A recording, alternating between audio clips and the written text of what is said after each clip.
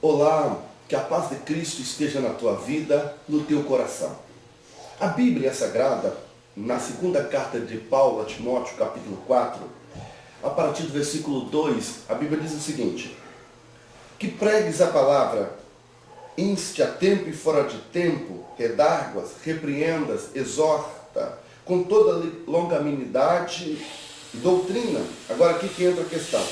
Porque virá o tempo em que não suportarão a sã doutrina, mas tendo comichão ou coceira nos ouvidos,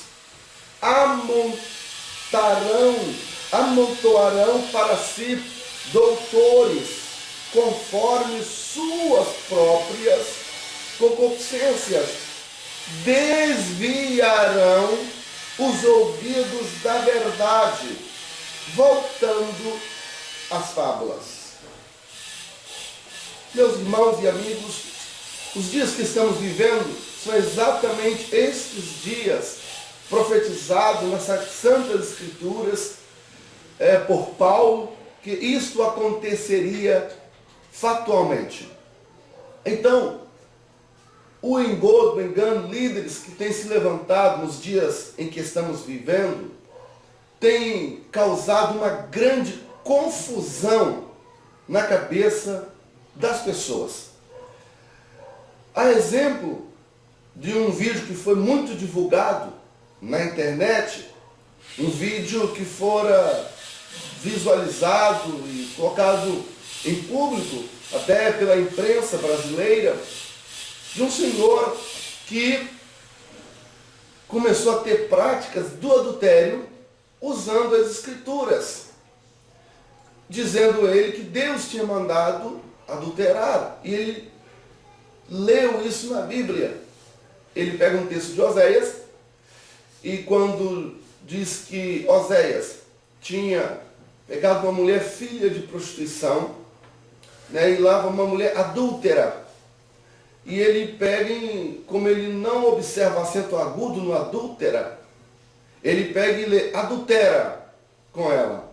Então, por falta de conhecimento linguístico, de interpretação de texto, por falta até de cultura normal, alguns líderes religiosos têm surgido e têm trazido muito transtorno no meio da fé cristã por causa das suas heresias.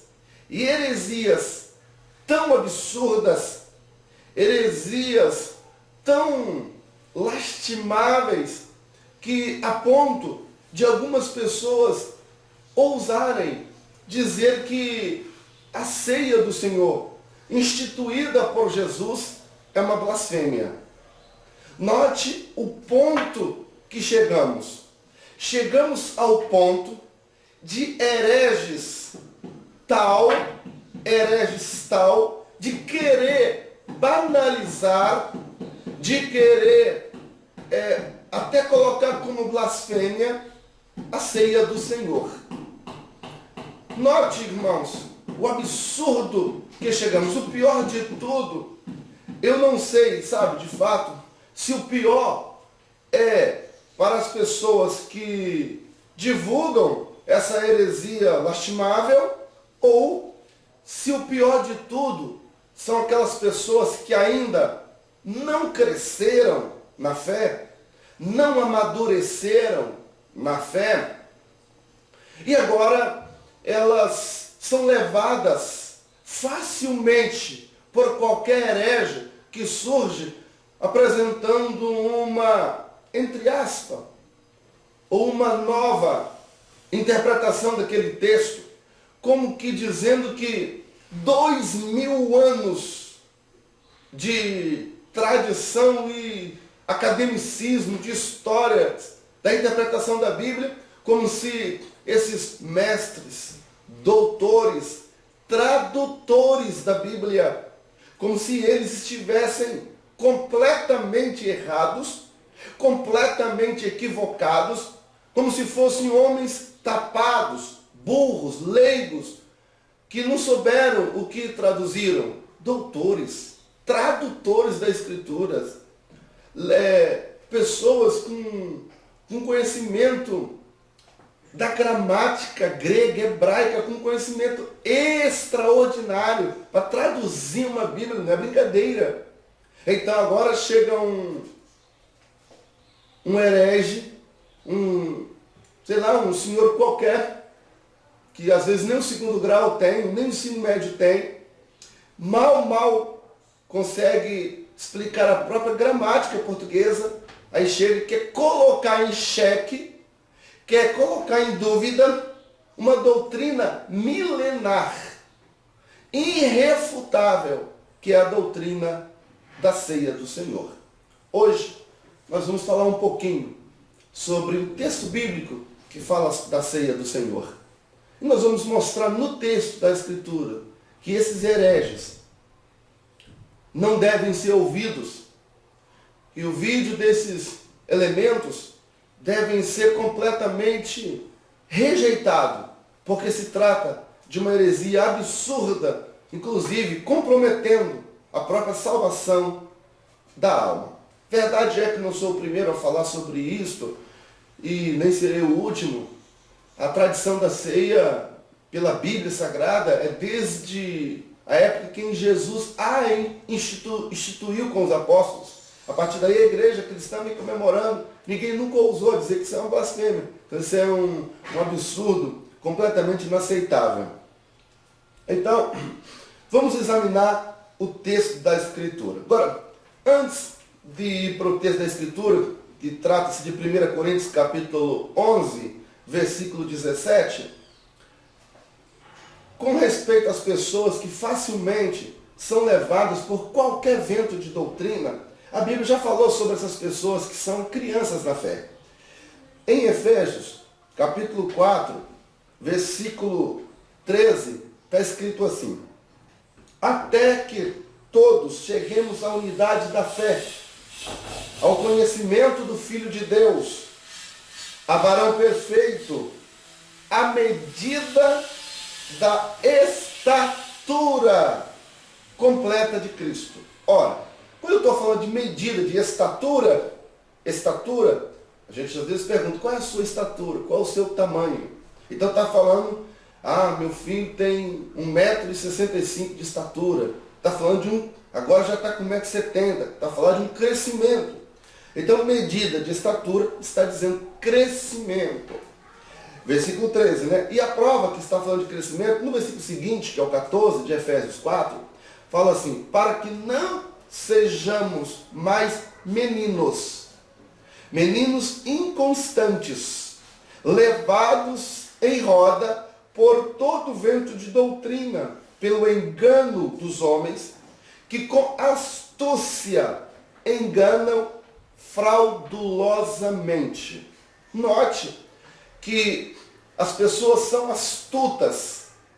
Note que as pessoas são astutas, são fraudulentas, são enganosas, para poder levar as crianças na fé, os imaturos, pelo engano de ensinos fraudulentos. Então temos que ter muito cuidado para que nós não sejamos enquadrados nesses meninos, e nem para que sejamos enquadrados naqueles que nos enganam, que cometem fraudes na nossa vida. Então nós temos que ter muito cuidado com isso. Para que isso não aconteça, precisamos de ter uma atenção séria no texto da Escritura. E vamos lá sobre esse assunto da ceia do Senhor como uma verdade incontestável, um axioma das doutrinas cristãs. Em 1 Coríntios, capítulo 11, versículo 17, começa o assunto.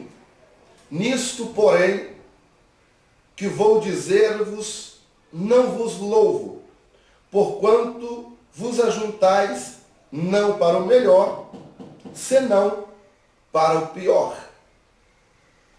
Nesse versículo aqui, os hereges, eles pegam essa porção isolada aqui do texto e diz, olha, tá vendo? Paulo aqui está proibindo a ceia. Tá vendo? Não vos louvo, ele está falando aqui. E vocês, como vocês estão reunindo, é para o pior. Se é para o pior, isso não deve ser feito.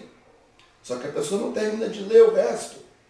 Mas olha o que o texto está dizendo. Aqui, Paulo apenas está levantando o problema que está acontecendo na igreja. Essa carta, a primeira carta de Paulo aos Coríntios, ela foi escrita para resolver vários tipos de problemas. Entre eles, o problema da ceia. Para que você entenda que a carta de Paulo foi escrita para resolver problemas, você pode dar uma voltada nas páginas da Escritura e você vai ver logo no capítulo 1, você vai ver aqui logo no capítulo 1, tá? Versículo de número 12. Primeiro problema que ele apresenta aqui é o problema dos grupos, uma igreja dividida em grupos. Versículo 12, um dizia, eu sou de Paulo, outro, eu sou de Apolo, outro, eu sou de Cefas, um outro grupo ainda, eu sou de Cristo. Paulo escreve para corrigir esse problema aqui de grupinhos, que a igreja não podia viver em grupos divisionistas, né?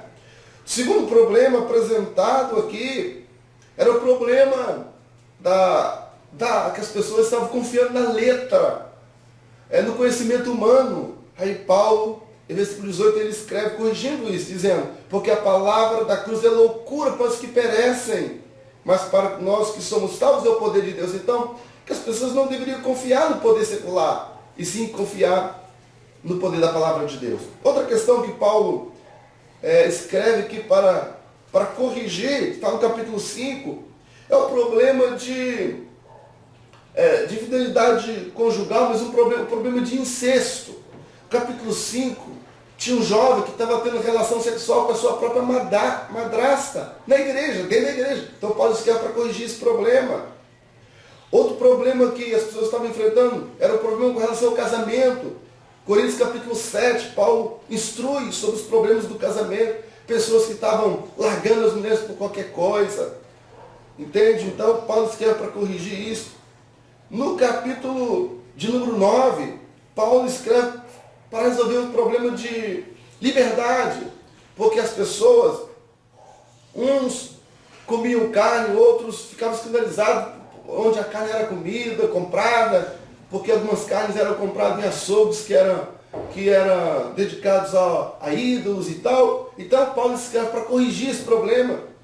Chegamos então no capítulo 12. Eles tinham um problema com relação aos dons espirituais. Era uma bagunça na igreja com relação aos dons, todo mundo queria profetizar ao mesmo tempo. Então Paulo escreve para corrigir isso. E uma outra questão é a ceia, que eles não estavam tendo o entendimento correto. Então Paulo escreve não para proibir a ceia, nem para proibir os dons espirituais, nem para proibir as pessoas de comer carne. Mas Paulo escreve essa carta para corrigir problemas, para orientar. Olha, façam assim, que assim é correto. E aqui, dos versículos 17, 18, 19, até o versículo 22, aqui Paulo está orientando, levantando o problema, melhor dizendo. Do versículo 17 ao 22, Paulo está levantando o problema, mostrando, isso que vocês estão fazendo não está certo. Acompanha comigo. Versículo 17. Nisto, porém, que vou dizer, ele vai dizer qual é o problema que eu vou dizer, não vos louvo. Nisso não vos louvo. Porquanto, quando vocês ajuntais, não é para o melhor. Versículo 18. Porque aí ele vai fazer uma lista aqui dos problemas. Porque antes de tudo, ouço quando vos ajuntais na igreja, há entre vós dissensões. Então, por que Paulo está falando que não os louvava e que não era para o melhor que eles estavam reunindo? Porque eles tinham dissensões. Estavam discutindo, tendo problema, dissensões na igreja na hora da ceia. Aí Paulo fala, isso está errado. Outra questão interessante que está aqui no texto é a questão de ajuntais, quando vos ajuntais na igreja, versículo 18. Por quê? Teve um dos hereges que eu ouvi no vídeo que me mandaram, falando que essa ceia aqui não é a ceia de hoje, porque a ceia deles, na igreja primitiva, na igreja lá de Corinto e tal, dizia que isso era em casa, que não era na igreja. Depois também dizia que era um jantar, ceia é jantar, e até cita ceia de Natal e tal, ceia é jantar. e que não era em casa. Note, não pode se confundir ceia com Páscoa judaica. A Páscoa judaica era de fato um jantar, uma refeição como se fosse um jantar. Mas a ceia, não. A ceia não era jantar. A prova que a ceia não era jantar e que a ceia é diferente da Páscoa judaica, que Paulo aqui os ensina e os repreende e fala que não estava certo comer para encher barriga como se fosse jantar. Veja comigo, por favor, aqui no versículo de número versículo 34. Mas se algum tiver fome, coma em casa, para que não vos ajunteis para a condenação. Então, olha, tem fome? Quer encher a barriga? Quer encher a pança, como se fala? É em casa. Quem tem fome, come em casa. Porque os elementos da ceia não é para encher barriga. É ato simbólico. É isso que Paulo está falando. Aí, mostrando também que isso é um problema, versículo 22, Paulo fala assim: não tendes porventura casa para comer ou beber? Então, quando Paulo fala aqui, você quer comer e beber, quer encher a barriga, quer jantar, faça isso em casa, não na igreja. Que é na igreja, quando reunir para cear, isso está errado, nisso não vos louvo. Não é assim, isso está errado. E é isso que está no texto, é isso que Paulo está falando. Se você tiver a sua Bíblia, pegue a sua Bíblia agora, abra comigo, me acompanha, passo a passo. Me acompanhe na Bíblia, passo a passo, para que você fique inteiramente, fique completamente inteirado, melhor dizendo, daquilo que a Escritura diz, ok? Então, paramos no versículo 18, né? Porque antes de tudo, ouço que quando vos ajuntais na igreja, há entre vós dissensões, e em parte creio. Então, o primeiro problema, dissensões. Vamos para o segundo problema. 19, até importa que haja entre vós heresias. O outro problema era as heresias. O terceiro problema, de sorte que quando vos ajuntais num só lugar, esse lugar era qual? A igreja. Não é para comer a ceia do Senhor. Paulo fala, porque isso que vocês estão fazendo, isso não é ceia. Ceia não é isso. Comer para encher barriga. E há heresias, há dissensões. Tá, isso é uma bagunça, isso não é a ceia.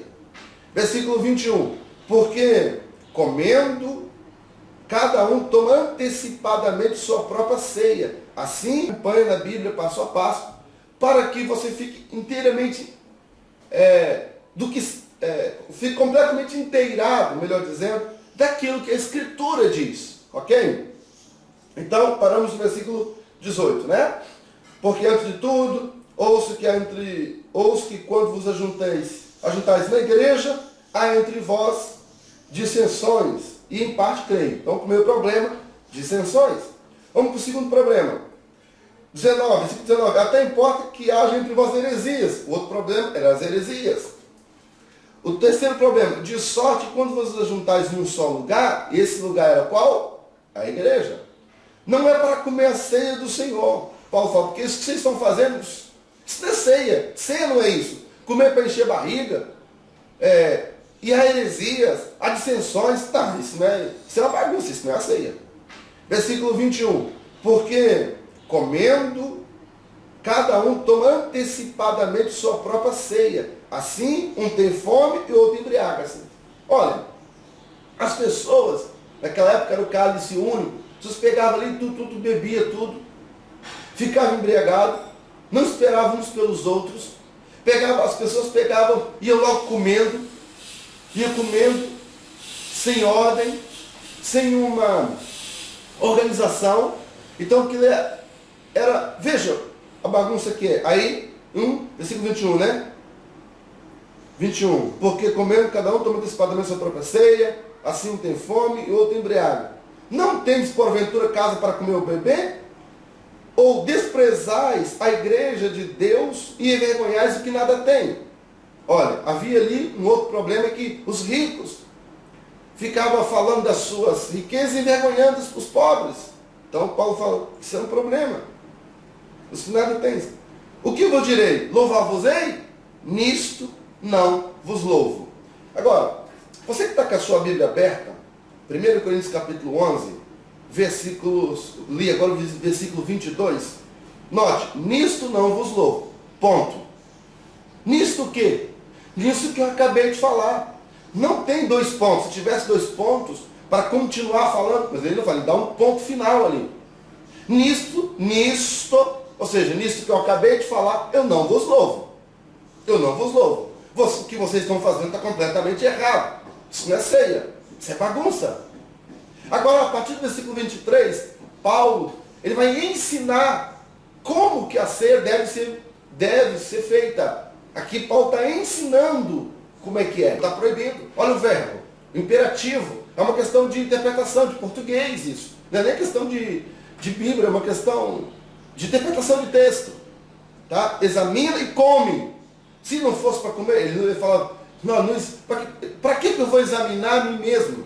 Sendo que eu estou sendo proibido de comer e de participar da ceia. Como? Não tem como, não tem lógica nenhuma isto. Tá? Então, nós vemos aqui que esses dois pontos aqui do versículo 23 vai mostrar como que a ceia deve ser ministrada. Então, Paulo, inspirado pelo Espírito Santo, diz que o Senhor Jesus, na noite em que foi traído, tomou o pão, e tendo dado graças, o partiu e disse. Deixa eu explicar essa parte aqui. Quando fala que o Senhor Jesus tomou o pão na noite que foi traído, então aqui eu ouvi um herege, falando que isso aqui foi a ceia, a Páscoa judaica, que Jesus fez com os apóstolos. Que nós, a igreja, nós não somos judeus, nós não somos apóstolos, então não é para nós. Jesus fez aquilo, Jesus falou isso com quem? Com eles, não está falando com a gente. É isso que eu ouvi um herege falando. Porém, vale a pena ressaltar que essa carta que Paulo está escrevendo aqui já não é Jesus falando com os apóstolos. E mesmo Jesus falando com os apóstolos, Jesus estava fundando a sua igreja. E quando Jesus funda a igreja ela está totalmente fundamentada nos apóstolos. Tudo que Jesus ensinou para os apóstolos é ensino para a igreja. É um ensino para a igreja totalmente. Totalmente. Escuta. Jesus disse assim para os apóstolos. Quem diz os homens que eu sou? Aí Pedro fala. Isso é Mateus 16, versículo 18. Aí Pedro fala, tu és o Filho de Deus, o Cristo. Aí Jesus fala, não foi a carne que tu revelou, nem o sangue. E Jesus continua o seu discurso e fala assim, eu também te digo que tu és Pedro, sobre esta pedra edificarei a minha igreja, e as portas do inferno não prevalecerão contra ela. Então Jesus, ele edifica a sua igreja a partir dos apóstolos. A igreja, ela nasce a partir dos apóstolos. Sua pré-fundação, ela se deu no ministério de Jesus, treinando os apóstolos. Jesus, ele prepara o fundamento da igreja.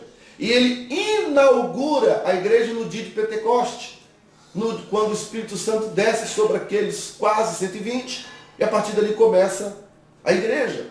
A Bíblia diz, para você entender, que todos os ensinos dos apóstolos, tudo que Jesus ensinou para os apóstolos, é para nós, para você entender. Em Efésios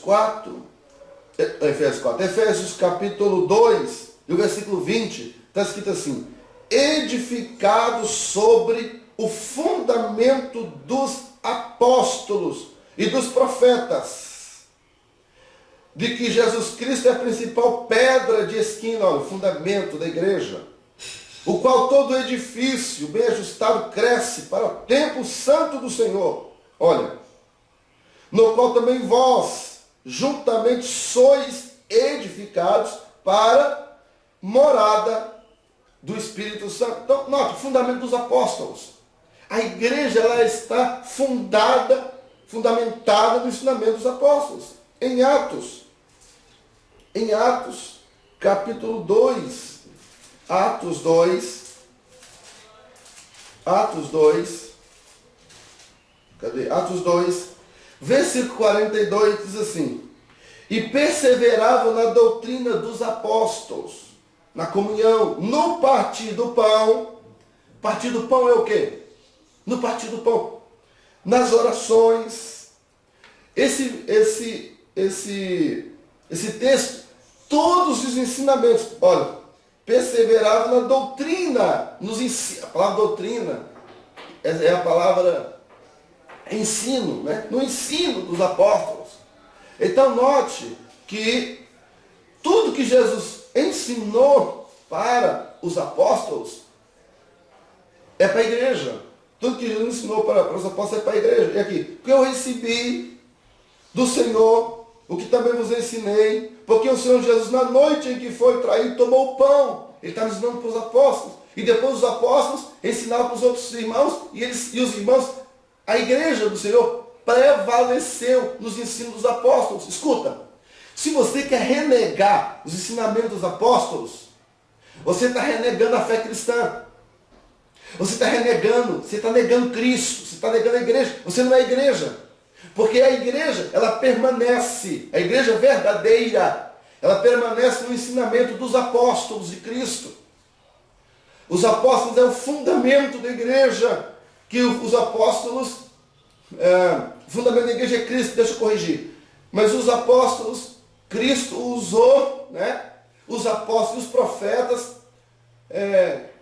para constituir o ensinamento fundamental para a igreja. Cristo sendo a pedra principal, e a partir de Cristo os apóstolos como fundamento, é isso que o texto diz.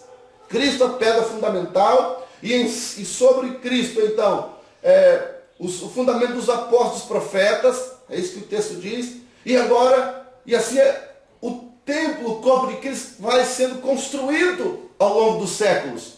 Se negar a ceia, como foi ensinado aos apóstolos na noite que o Senhor Jesus foi traído, como algo apenas para o judeu, não sei o quê, negar isso é negar a fé cristã.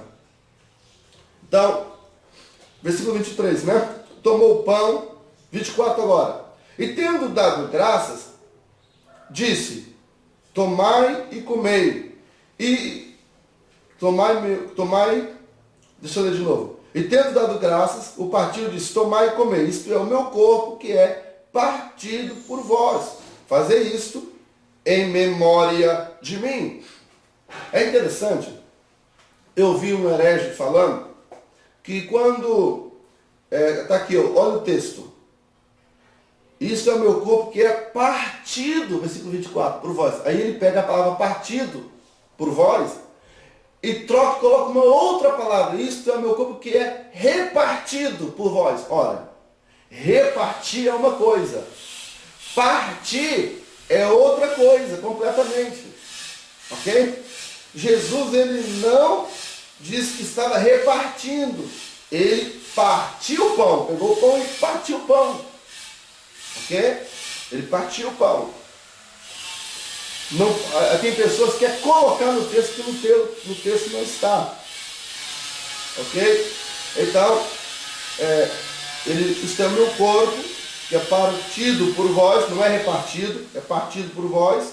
Fazei isto em memória de mim. Semelhantemente, também depois de cear, tomou o cálice, dizendo: este cálice é um novo testamento no meu sangue.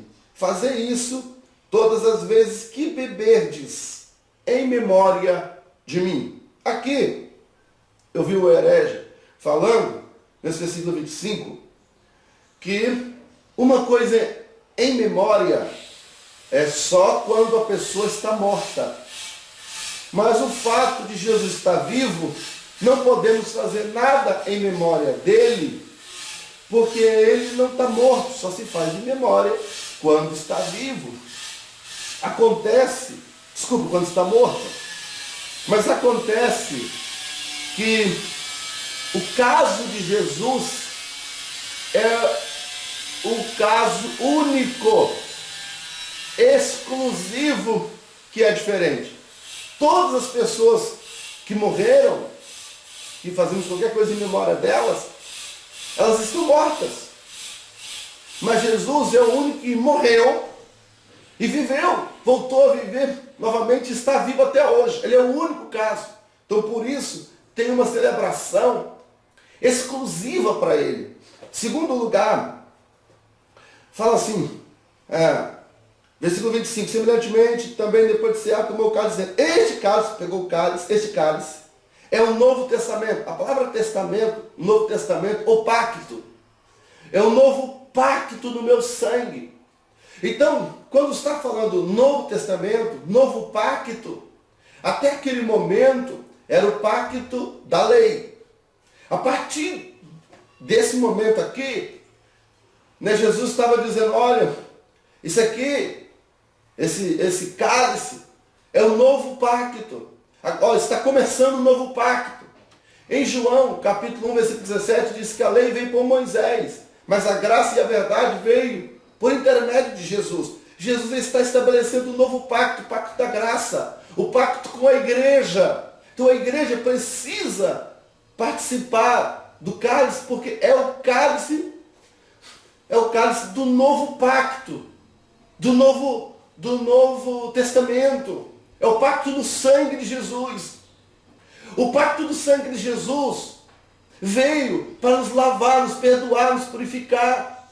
Então, aí fala, fazer isso todas as vezes que bebeis em memória de mim. Aí o versículo 26, porque todas as vezes que comerdes o pão e bebedes o cálice do Senhor em memória de mim, né?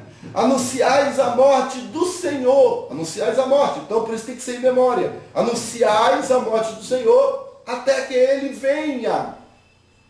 Então, dizer que eu não posso celebrar a morte do Senhor porque Ele não está morto, não é? Que Ele não está morto, é renegar o pacto. Porque se Ele não morresse, nós não seríamos salvos. Se Jesus não morresse, nós não seríamos perdoados. O sangue de Jesus foi através da morte de Jesus que o véu foi rasgado de alto a baixo. E que agora não precisa mais oferecer animais. Agora nós temos entrada diante do trono do Senhor pelo poder do sangue de Jesus que morreu em nosso lugar. Então, tomar o pão, comer o pão e comer o cálice como símbolo da morte de Jesus na cruz, anunciando essa morte, proclamando, não que Ele vai morrer, mas o fato de Ele ter morrido para nos salvar, para que as pessoas tenham entendimento que foi através da sua morte, do seu sangue derramado na cruz do Calvário, que nós conseguimos ter acesso ao Pai. Nós estávamos separados de Deus, estávamos sem salvação, estávamos condenados, estávamos perdidos, mas o sangue de Jesus derramado na cruz do Calvário foi suficiente para nos resgatar da nossa vã maneira de viver. Blasfêmia! Blasfêmia é negar o sangue de Jesus. Blasfêmia é renegar a morte de Jesus Cristo e deixar de anunciá-la como elemento salvífico. Foi através da morte de Jesus que eu alcancei a salvação. Se eu esquecer a morte de Jesus Cristo, como é que eu vou ser salvo? De que forma eu serei salvo? Mas quando eu anuncio a morte de Jesus aqui, eu estou anunciando um Cristo morto, porque fala assim, todas as vezes que comer esse pão e beber desse cálice, anunciais a morte do Senhor até que Ele venha. Ora, se eu estou esperando Ele vir, se eu estou esperando Ele voltar, como é que Ele está morto? Quem vai voltar não está morto. Quem vai voltar está vivo. E nós estamos esperando Ele voltar. Jesus voltar a qualquer hora, a qualquer momento. Glória a Deus. Então, blasfêmia é renegar este ensino que Paulo está instruindo aqui. Versículo 27. Portanto, qualquer que comer esse pão e beber o cálice do Senhor, indignamente, será culpado do corpo e do sangue do Senhor. Aí Paulo fala, para que isso não aconteça lá, versículo 28. Examina-se, pois, o homem a si mesmo, e assim coma do pão. Aqui ele está mandando comer. Por que você tem que examinar a você mesmo? Porque examina-se o homem a si mesmo. Aí ele fala, porque o que come e bebe indignamente, come e bebe para a sua condenação, porque não discerniu o corpo do Senhor, não distinguiu. Versículo 29, porque o que come e bebe indignamente, come e bebe para a sua própria condenação, não discernindo o corpo do Senhor. Sabe o que é discernir o corpo do Senhor? É discernir o seu qual é a finalidade que o corpo de Cristo foi cravado na cruz. O seu sangue, parte do seu corpo, né? O sangue é parte do corpo humano, foi derramado na cruz para nos salvar. Para que foi isso? Qual foi o propósito dessa morte? Qual foi o propósito do sangue derramado na cruz? Por que ele morreu? Ele morreu em lugar de quem? Então, quando eu entendo isso, eu estou discernindo o corpo de Cristo. Por outro lado, discernir o corpo do Senhor é discernir, porque o texto aqui está falando da morte e do seu sangue.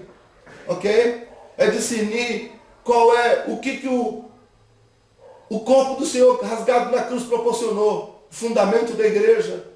Então, a partir do derramamento do sangue de Jesus e da sua ressurreição, ele então funda a sua igreja, composta de todos os salvos em todo o mundo, não placa de igreja nenhuma, mas todos aqueles que aceitaram Jesus Cristo como seu Salvador, reconhecem que ele morreu na cruz em seu lugar, e agora arrependido, rende-se ao Cristo vivo e ressurreto, que morreu em seu lugar. Então essa pessoa começa a seguir Cristo como salvo. Então isso é discernir o corpo do Senhor.